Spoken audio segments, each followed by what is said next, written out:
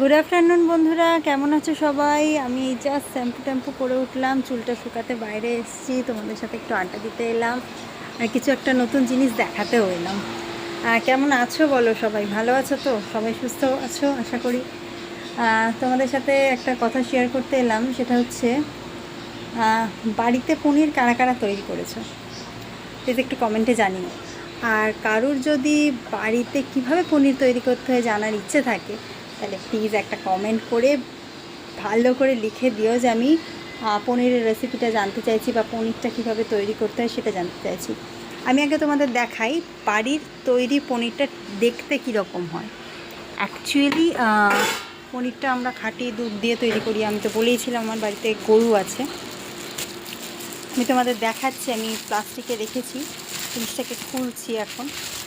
আসলে কি বলো তো, বাইরের জিনিসের থেকে